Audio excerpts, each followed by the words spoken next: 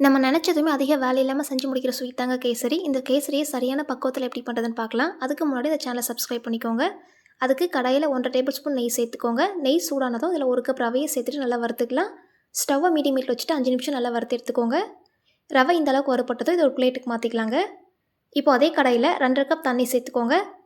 தண்ணி சூடானதும் இதில ஏற்கனவே காய்ச்சி ஆற வச்ச பால் 1 கப் சேர்த்துக்கலாம். பால் நல்லா சூடானதும் இதில் கேசரி பவுடர் சேர்த்துட்டு மிக்ஸ் பண்ணிக்கலாம். இப்போ ஸ்டவ்வை சிம்மில் வச்சுட்டு நம்ம ஏற்கனவே வறுத்து வச்சிருக்க ரவை சேர்த்துக்கோங்க. ரவை சேர்த்த உடனே இதை கலந்து விட்டுக்கலாங்க. இதை கைவிடாமல் கிண்டிகிட்டே இருங்க. இது நல்லா கெட்டியாகி வந்துடும். அந்த ஸ்டேஜில் நம்ம சக்கரை சேர்த்துக்கலாம். இப்போ பாருங்கள் இது நல்லா திக்காயிட்டு வந்திருக்கு. இந்த ஸ்டேஜில் 1 கப் சக்கரை சேர்த்துக்கலாம். 1 கப் ரவைக்கு 1 கப் சக்கரை சேர்த்துட்டு நல்லா மிக்ஸ் பண்ணி விட்டுக்கோங்க. நம்ம சக்கரை சேர்த்ததுமே இந்த கேசரி நல்லா இலகி வருங்க. இந்த ஸ்டேஜில் 1 ஸ்பூன் நெய் சேர்த்துக்கலாம். சேர்த்துட்டு நல்லா கிண்டி விட்டுட்டே இருங்க. ரவை நல்லா வெந்து இது திக்காய் வந்திருக்குங்க. இந்த ஸ்டேஜில் நெய்யில் எடுத்து வச்சிருக்க திராட்சை முந்திரி சேர்த்துக்கோங்க. லாஸ்ட்டாக அது கூடவே ஏலக்காய் பொடி உப்பு சேர்த்துட்டு மிக்ஸ் பண்ணி இறக்குனீங்கன்னா ஒரு சூப்பரான கேசரி ரெடிங்க. கண்டிப்பாக ட்ரை பண்ணி பாருங்கள். ட்ரை பண்ணிவிட்டு கமெண்ட்டில் எப்படி இருக்குன்னு சொல்லுங்கள். இந்த வீடியோ உங்களுக்கு பிடிச்சிருந்தா லைக் அண்ட் சப்ஸ்கிரைப் பண்ணிக்கோங்க. நெக்ஸ்ட் வீடியோவில் பார்க்கலாம்.